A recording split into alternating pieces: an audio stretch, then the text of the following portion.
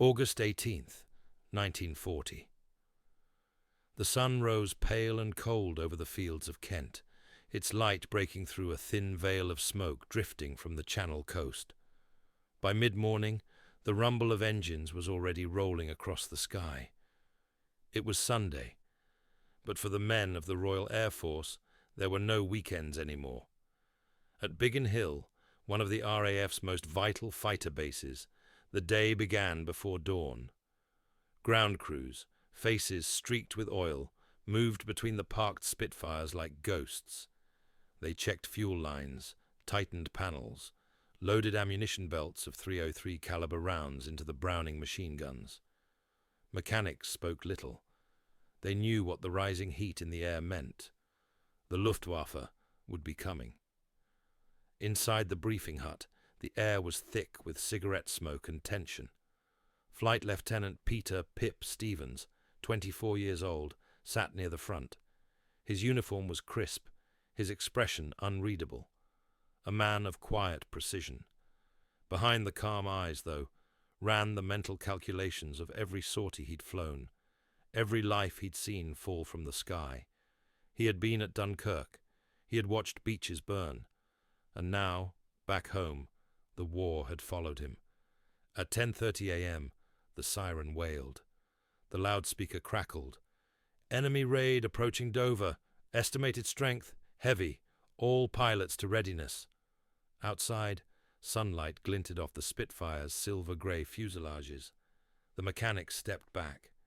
Engines coughed to life, then roared, the ground trembling under the power of 12 Rolls-Royce Merlins. Stevens pulled his gloves tight and gave a thumbs up to his fitter. The propeller spun faster, blurring into a disk of light. Moments later, 12 aircraft lifted from the grass in perfect sequence, wheels tucking up beneath their wings. The sky swallowed them whole.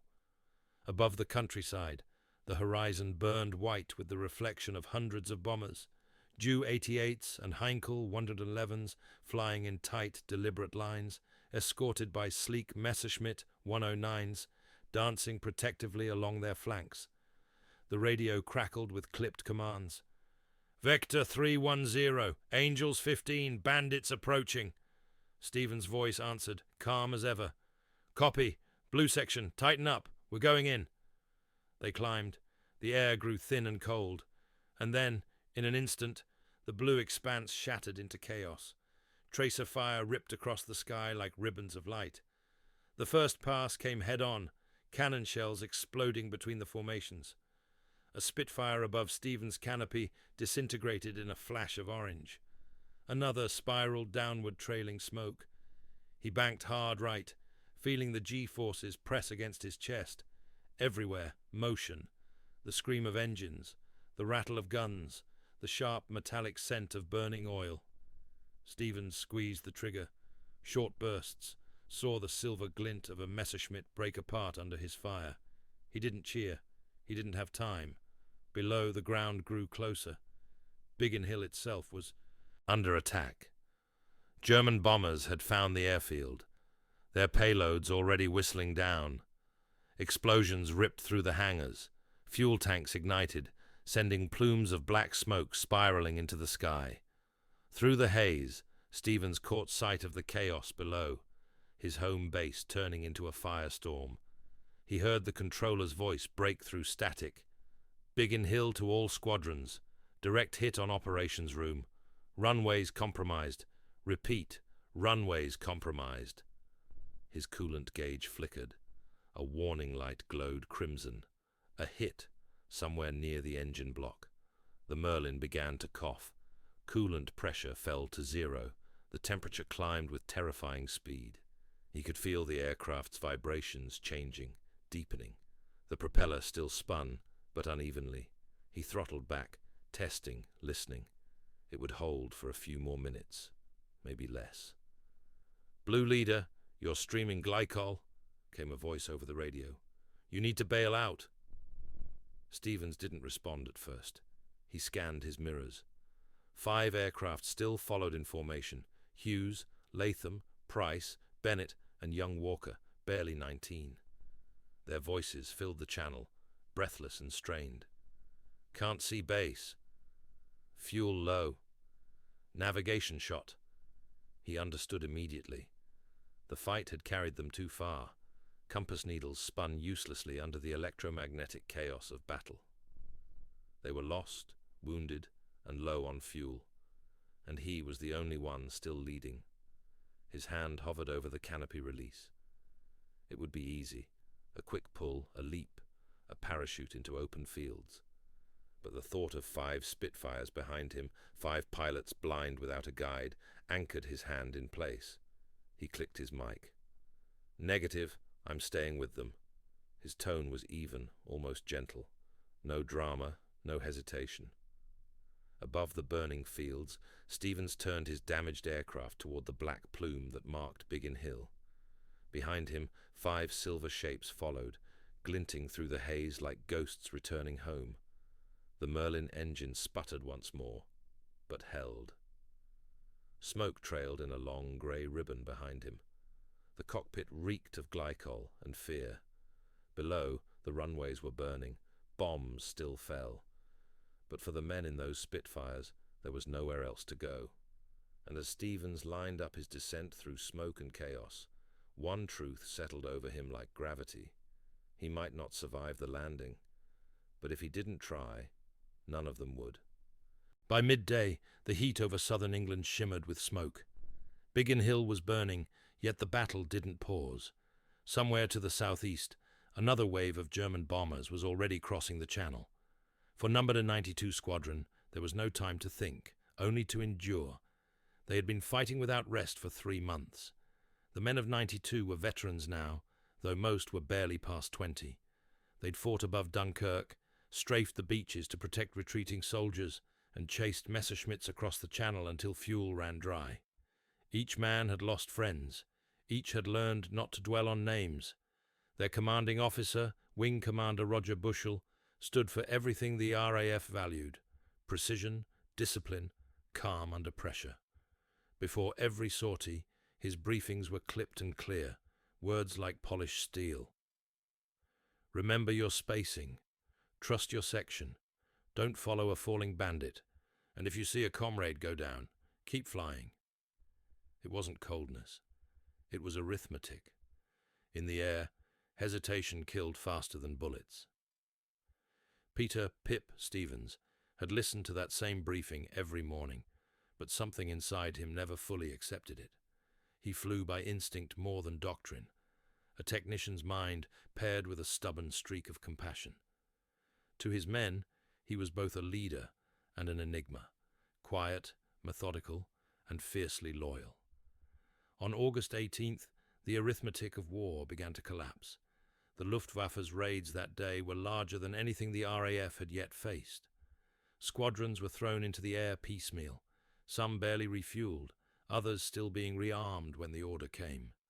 The sky became a churning maze of contrails and explosions.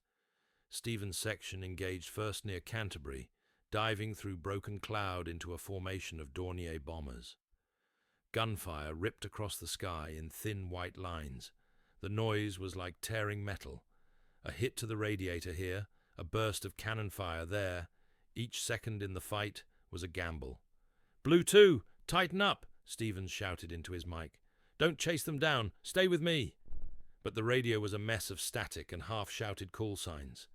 The fight had splintered. When the Messerschmitts came diving in, 92 Squadron broke apart like glass.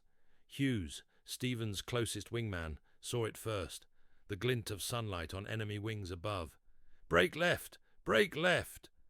Too late. The Germans came down almost vertically, cannons firing. One Spitfire went up in flames immediately. Another spun away, its tail shredded. Stevens rolled hard, the horizon tumbling in his canopy, the world a blur of grey and white. His hands moved automatically, rudder, stick, throttle, all muscle memory and instinct. He pulled out of a dive just above the treetops, leveled, climbed again. Somewhere in that chaos, shrapnel struck home. The nose of his Spitfire shook violently.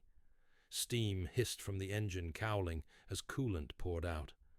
The smell of hot glycol filled the cockpit. The temperature gauge shot upward. He knew what that meant. The Merlin engine would seize in minutes. "Blue Leader, you're streaming coolant." Hugh's voice was tight with panic. "You'll cook the engine. Bail out, Pip." But Stevens didn't respond. He was watching his mirror again. 5 aircraft still followed him. Their wings were scarred, their flight uneven. Some were nearly out of fuel. One had lost half its radio antenna. They were trying to form back up, but without a lead, they'd scatter, or worse, drift into German airspace. He tapped the compass. The needle wavered uselessly. The magnetic interference from all the electrical damage made it unreadable. They couldn't navigate. Not without him. He pushed the throttle gently, coaxing the dying engine forward. "Stay in line, boys," he said into the mic. "We're heading home." Below, smoke plumes marked where home was, or had been. Biggin Hill was barely visible through the haze, its runways torn open by craters, hangars flattened, fuel tanks burning like torches. Yet it was the only place he could think to go. The controller's voice broke through the static, faint but desperate. "Blue section, divert to Kenley. Biggin Hill's hit, runways gone." Stevens looked at his instruments. Fuel pressure dropping, coolant gone, engine heat spiking into the red. Kenley was 20 miles away. He'd never make it. "Negative control," he said. "I've got wounded birds behind me. We're landing here." It was madness. The airfield was still under attack, the ground blackened, the approach choked with smoke. But his men were too low on fuel to reach another base. If they bailed out, they'd lose the aircraft, and perhaps their lives, to enemy ground fire or the wreckage below. Hugh's voice returned, thin but steady. "If you're going in, Pip, we're with you." Stevens exhaled once.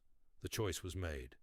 He throttled back, aligning his crippled Spitfire toward the field. The decision defied logic, defied orders. Yet in that instant, it was the only decision that made sense. Because war, he thought, wasn't about perfect maneuvers or flawless obedience.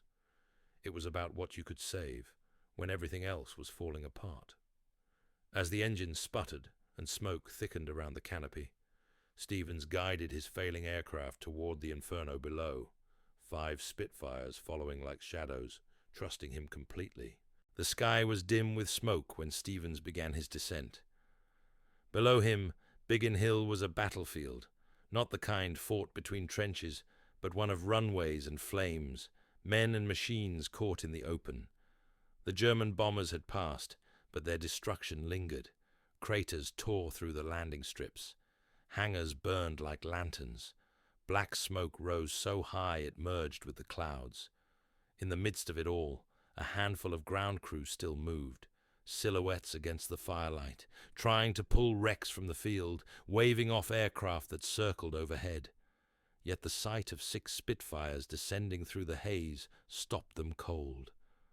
Up above, Stevens could feel his aircraft dying. The Merlin engine coughed again, each sputter a heartbeat closer to silence. He had already pulled the throttle back to idle, keeping the revolutions low to delay the inevitable. The cockpit shuddered. The temperature gauge glowed red, and the smell of overheated oil filled the air. The radio hissed and crackled. "Blue Leader, control here. You can't land. Repeat, Biggin Hill is not operational." He pressed the transmit button with a blood-slicked glove. "Copy that. I'm not asking permission." There was a pause, just static, then the faint voice of the controller. "Godspeed, Stevens." He was now flying on instinct alone. The artificial horizon was useless, the compass unreliable. Half the instruments cracked from vibration.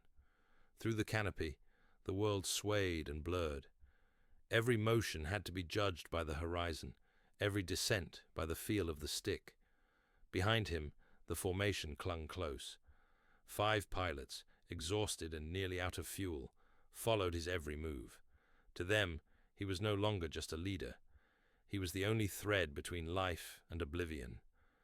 Hughes's voice came through, breathless but steady. "Where are we putting down, Pip?" Stevens squinted ahead. The main runway was gone, a twisted scar of mud and fire. But beyond the eastern hangars, he spotted something, a strip of grass, uneven and narrow, but unscarred by bombs. It was barely 400 yards long. On any other day, it would have been suicide. He leveled his aircraft and made his decision. "There," he said quietly. "Follow me in."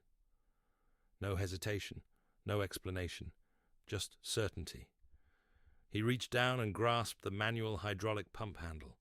The automatic system was gone, shredded by shrapnel. To lower the landing gear now required pure muscle. 30 cranks, each one heavier than the last. His left arm ached. The indicator light flickered once, then stayed green. Locked, maybe. Maybe not. At 400 feet, the Merlin gave one final protest, a metallic shriek, a cough of smoke, and then silence. The propeller windmilled uselessly in front of him. The Spitfire became a glider, its perfect lines now a burden of dead weight. He adjusted his trim, pushing the stick forward, angling toward the grass strip. The wind screamed past. The canopy. His heart pounded, but his mind was cold and clear.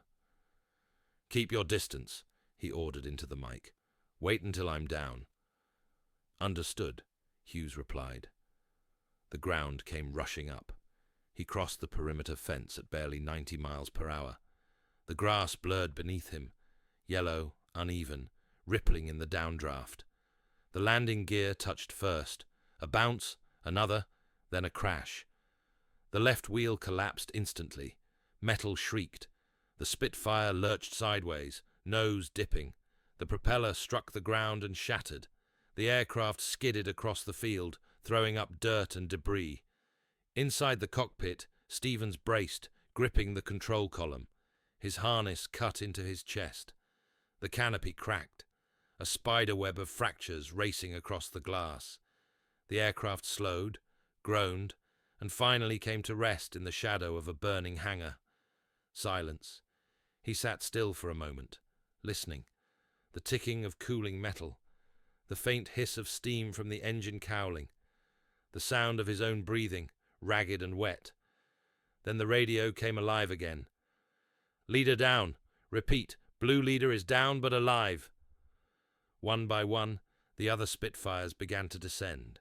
Hughes came first, his aircraft gliding low, wheels up, touching the grass beside Stevens' wreck. It skidded to a stop, nose buried in earth. Then Latham, then Price, each landing rougher than the last, each one a gamble. But they followed his line exactly, trusting that if Stevens had made it, so could they. Ground crew ran from the shelters, ducking under falling debris to reach the downed aircraft. The air smelled of petrol and fire, the ground vibrating with distant explosions. Stevens unlatched his canopy. The frame was bent, but it gave with a shove. He crawled out, boots sinking into the churned grass. His legs trembled, his flight suit torn. Hughes was already out of his own cockpit, limping toward him. "You mad bastard," he gasped. "You actually did it." Stevens managed a faint smile. "We're all down, aren't we?" 5 more Spitfires rested crookedly across the airfield, some on their bellies, some on collapsed wheels, wings broken but intact, every pilot alive. Overhead the smoke thinned, revealing a scrap of blue sky. The impossible had happened, and in that fleeting calm, as the mechanics dragged hoses and fire extinguishers toward the wrecks, one realization spread through the men of Biggin Hill. They had just witnessed a landing no one would ever forget, a decision made not from orders, but from something deeper. Stevens had gambled everything, his life, his aircraft, his command, for the sake of 5 men who refused to leave him behind. And against every law of physics and war, he'd won. The wind shifted east, carrying the thick reek of burning fuel across the airfield. Black smoke curled through the shattered hangars, blotting out the midday sun. Biggin Hill was half in ruins, yet for the first time that morning there was silence. No bombs, No sirens, no engines, only the echo of what had just happened.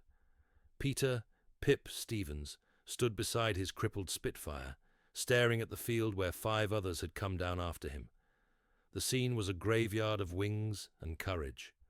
The once green grass was torn to ribbons by gouges and skid marks, each one ending in a battered aircraft.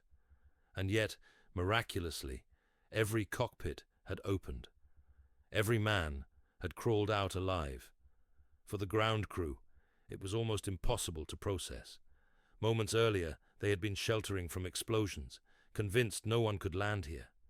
Now they were dragging hoses toward burning wrecks, waving stretchers, shouting names through the smoke. The first to reach Stevens was Corporal Davies, his face smeared with oil and soot. "Sir, you all right?" he shouted over the crackling fires. Stevens nodded, breath short, eyes fixed on the others. "Get the others first," he said quietly.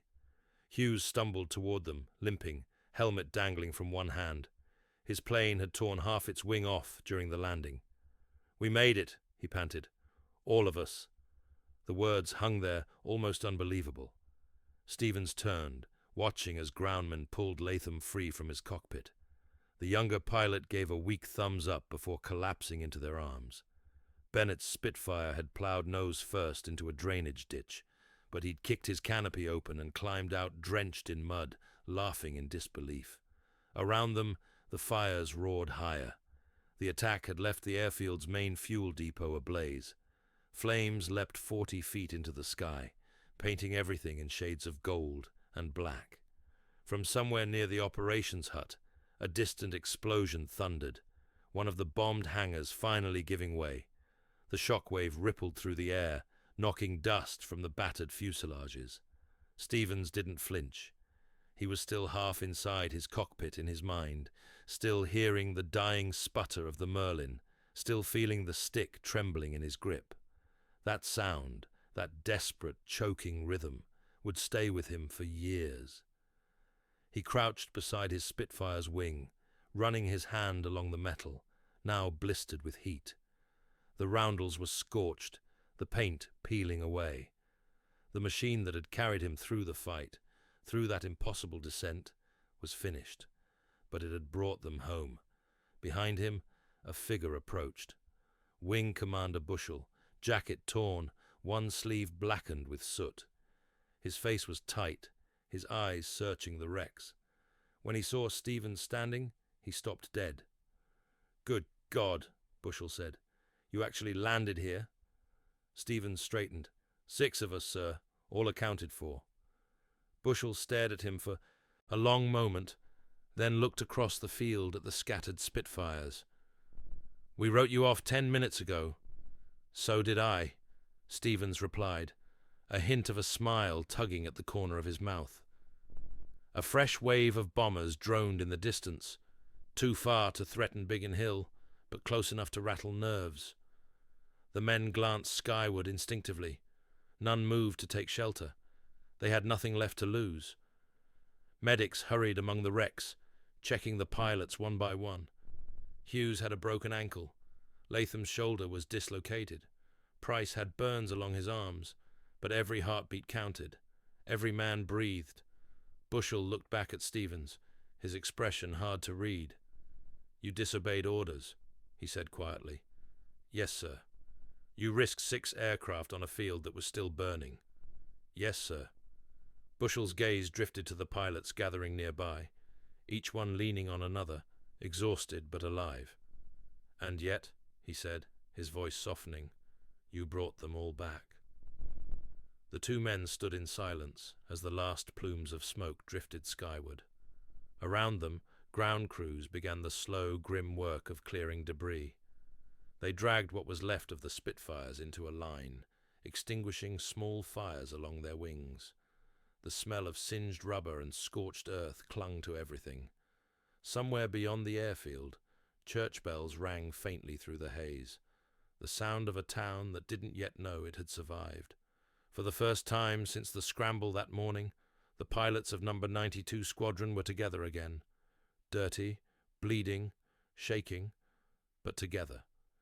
Hughes limped over, lowering himself beside Stevens. "Next time," he said hoarsely. "You can land first and tell us it's safe after." Stevens looked at him, eyes distant, voice barely above a whisper. "There won't be a next time like that." He meant it, because what had happened here, 6 Spitfires landing through fire and wreckage, guided by one dying aircraft, shouldn't have been possible. The field should have been a death trap. The physics, the odds, the orders, all said it couldn't be done. And yet, standing amid the wreckage, surrounded by the living proof of their survival, the men realized something profound. Sometimes in war, survival wasn't about skill or rank or luck. It was about the refusal to abandon those who followed you, even when the ground itself was burning. As the sun began to dip, casting long shadows across the ruined airfield, Stevens looked once more at the blackened sky. The smoke thinned enough to reveal the fading light of evening. Somewhere above that same sky, another wave of pilots was fighting. Another squadron was testing its limits.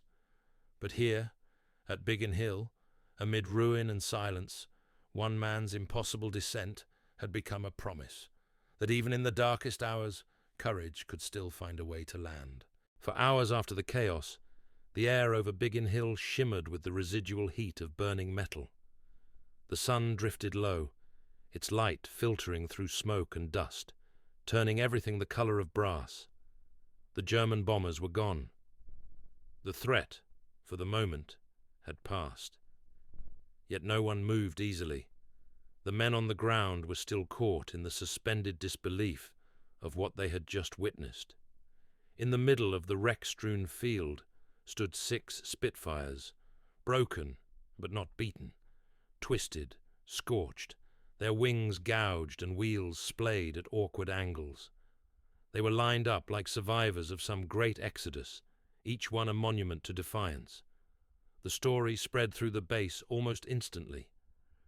"He brought them down himself," someone whispered. "All 6, in the middle of a bombing." By nightfall, everyone at Biggin Hill knew the name Pip Stevens. The mechanics, exhausted and filthy, gathered near the edge of the grass strip. They'd seen hundreds of landings, dozens of crashes, but never this. Never a crippled formation coming through smoke, each plane following the next, trusting a single voice on the radio. Corporal Davies, the first man to reach the wrecks, told anyone who'd listen. "He came in dead stick.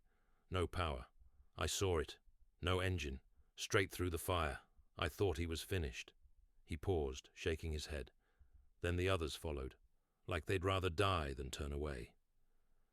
And that was the truth of it. It wasn't just one landing. It was 6, all in formation, all within minutes of each other, each pilot guided by Stevens' lead, his example, his refusal to quit. Stevens himself sat on a stretcher, the field dressing around his head turning crimson at the edges. His left hand was burned, his right arm bruised from the control column's recoil. A medic urged him to lie back, but he refused. His eyes kept scanning the wrecks until he could see every one of his men accounted for. "Everyone down?" he asked. "Yes, sir," said Hughes, now propped up beside him, his ankle splinted with a rifle sling. "Even Latham. He says his landing was better than yours." Stevens almost laughed. Almost.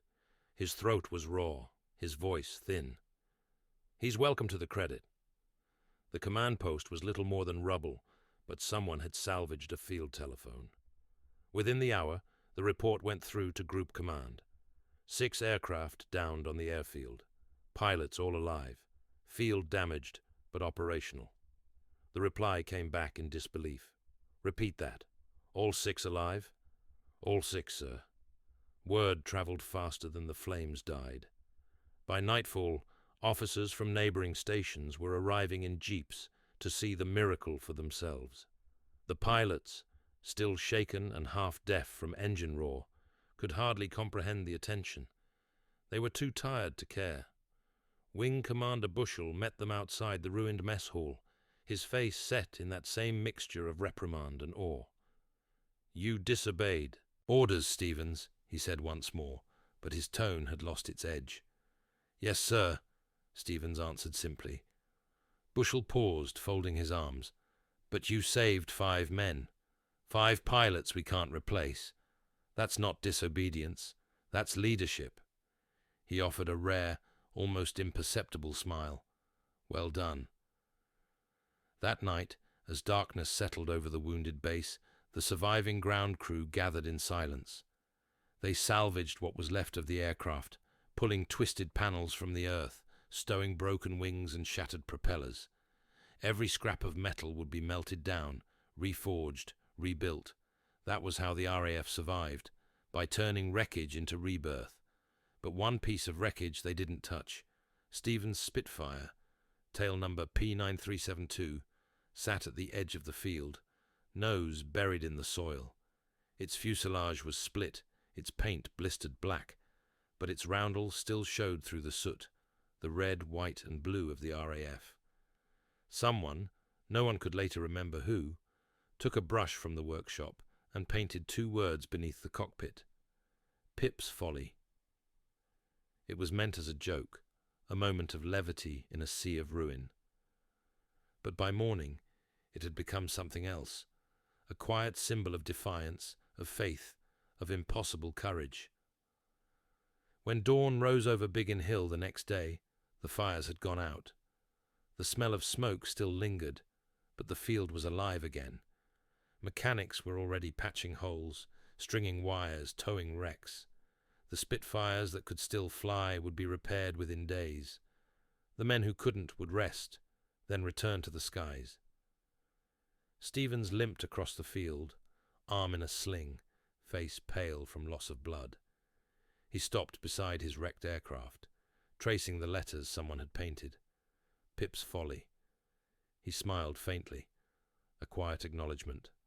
For a moment, the morning light caught the shattered glass of his canopy, turning it into something almost beautiful. The field that should have been their grave had become their salvation. And though he would never admit it aloud, Stevens understood what had truly been tested that day. It wasn't his flying, it wasn't his nerve, it was his belief that leadership meant staying in the fight until the last man was safe, even when every order, every rule, and every rational instinct told him to save himself instead. In the smoke and fire of August 18th, 1940, he had made a choice that no one expected, and no one would ever forget. By the time the fires at Biggin Hill were finally out, the airfield looked more like a scar than a base.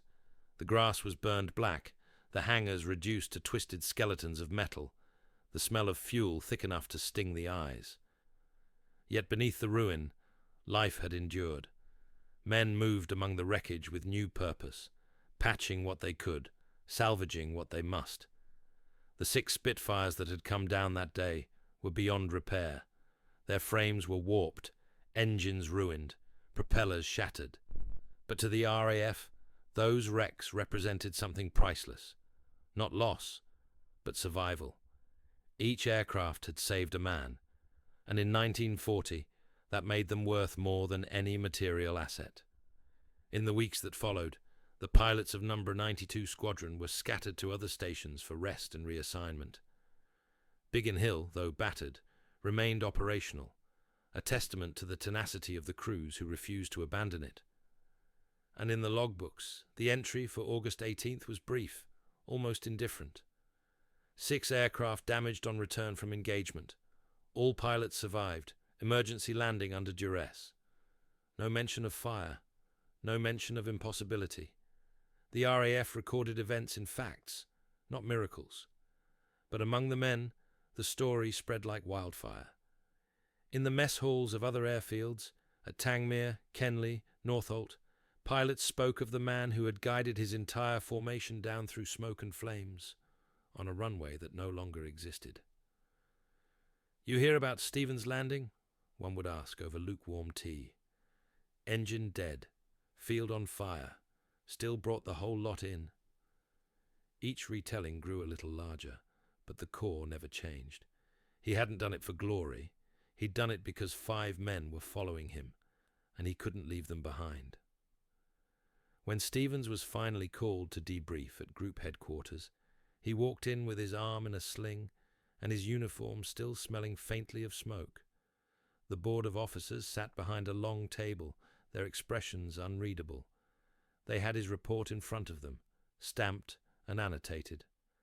"Flight Lieutenant Stevens," one of them said, "you were ordered to divert to Kenley. Why didn't you?" Stevens stood at attention, voice even. "Because my engine was dying, sir.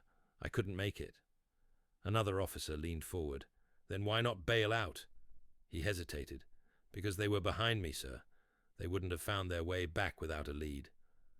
Silence followed. No reprimand, no accusation, just quiet acknowledgement. Then the senior officer closed the file and said, "You did the right thing, Flight Lieutenant. The results speak for themselves." Stevens saluted, turned, and left. He never mentioned the incident again, yet for those who had seen it, for Hughes, Latham, Price, Bennett, and Walker, that day was branded into memory. The moment they felt their wheels touch the ground, when they realized the impossible had worked, they understood something they hadn't before. Survival wasn't a guarantee. It was a gift. When Biggin Hill reopened a week later, the returning pilots found something new painted on one of the refurbished hangars. "For the few who landed in fire." No one admitted to writing it, but everyone knew who it was for. Stevens returned to the cockpit within 10 days. His new Spitfire, freshly serviced, serial number X4057, gleamed in the sunlight. When he ran his hands across its smooth fuselage, he said nothing. But inside, he carried the memory of that August afternoon, the weight of the stick in his hand, the shudder of the dying engine, the sound of his men's voices on the radio. Every flight after that seemed quieter, steadier, not because the war had changed, but because he had. He flew with the same calm precision as before, but now his men noticed something different, an unspoken resolve. He never ordered a pilot to break formation unless absolutely necessary, never left a straggler behind. And when someone asked him once, in the dispersal hut, what went through his mind that day, he answered with only 5 words: "I wasn't thinking of me." The war pressed on. Battles came and went, new raids, new names, new faces. But within the RAF, the story of Stevens' landing endured. It circulated not through official reports, but through whispers and memory, passed from one generation of pilots to the next. It wasn't a tale of heroism for medals or promotion. It was something simpler, the measure of a man's choice when no good options remained. As autumn deepened and the Luftwaffe turned its eyes elsewhere, Biggin Hill began to heal. New aircraft replaced the wrecks. Fresh pilots arrived to fill the empty bunks. Yet at the far edge of the field, Stevens's old Spitfire remained where it had fallen. No one had the heart to scrap it. Children from nearby villages would later come to see it, running their hands over the charred metal, hearing the men call it the plane that refused to die. And in the memory of those who were there, that's exactly what it was. The cost had been high. 6 Spitfires lost, the field nearly destroyed. But the consequence was beyond measure. 6 men who lived to fight again, 6 hearts that kept the line unbroken, 6 living proofs that courage could outweigh all reason. In a war defined by numbers, statistics and losses, one day at Biggin Hill had proved something immeasurable. Sometimes victory wasn't a matter of shooting down the enemy. Sometimes it was the simple, stubborn act of coming home alive, together. The days that followed August 18th blurred into one another. The endless sorties, the crackling radio calls, the smell of oil and cordite that clung to everything.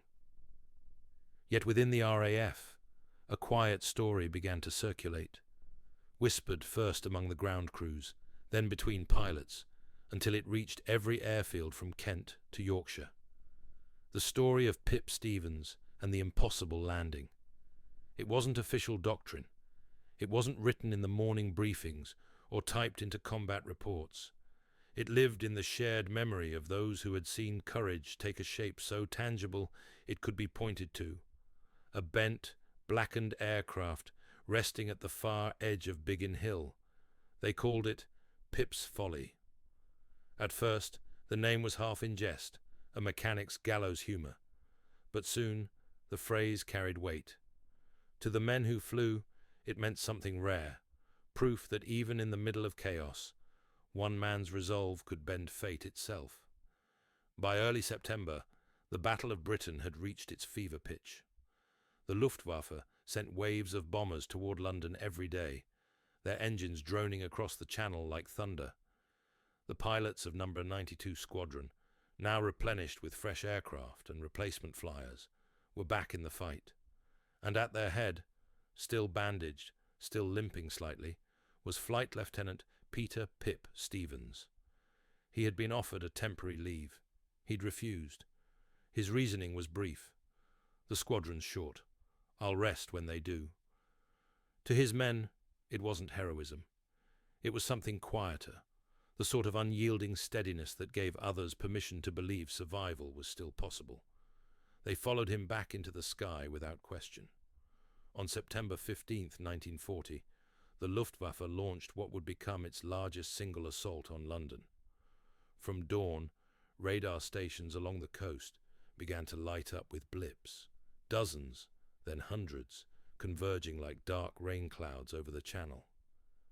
At Biggin Hill, the scramble bell clanged before breakfast was finished. Pip's hand barely trembled as he pulled on his gloves. The pain in his ribs flared with each breath, but he ignored it, just another noise in the cockpit of his body. The ground crew saluted as the Spitfires of 92 Squadron taxied out. Among them was a replacement aircraft, freshly painted with his old number and name, K992, Pip's Folly 2, a wink from the mechanics who had refused to let the old legend die quietly. When the wheels lifted from the tarmac, no one knew they were flying into the day that would define the war. The sky over southern England became a battlefield, painted in vapour trails and fire. Wave after wave of Dornier and Heinkel bombers pushed inland, their fighter escorts slashing ahead in tight formation. Pip led his section into the fray at 20,000 feet. "Tally-ho," he said into the radio, calm, almost casual, and dived. The air shrieked around him as his Spitfire fell into the fight. Below, the Thames glimmered like a blade. Bursts of flak dotted the sky. Everywhere, contrails twisted into ghostly spirals, the handwriting of combat. Stevens' guns found their mark again and again. He wasn't reckless now. He was precise. Every burst counted. Every maneuver was measured. Around him, the new pilots of his squadron, boys barely out of school, found courage in the rhythm of his voice over the radio. "Keep tight. Don't chase them down. We hold the line." By afternoon, the Luftwaffe began to break. Columns of smoke rose from the Kent fields. The bombers turned back toward France, harried all the way. When Pip landed at Biggin Hill near dusk, the airfield was half cratered, the hangars burning, but London still stood, and as night fell, the men of 92 Squadron gathered around what was left of the mess, sharing mugs of weak tea and silent glances that said everything. They knew they had witnessed a turning point, not only for Britain, but for themselves. For the first time in weeks, the rumour mill fell silent. There was no need for legend now. The story of Pip Stevens no longer belonged to whispers. It had become part of history.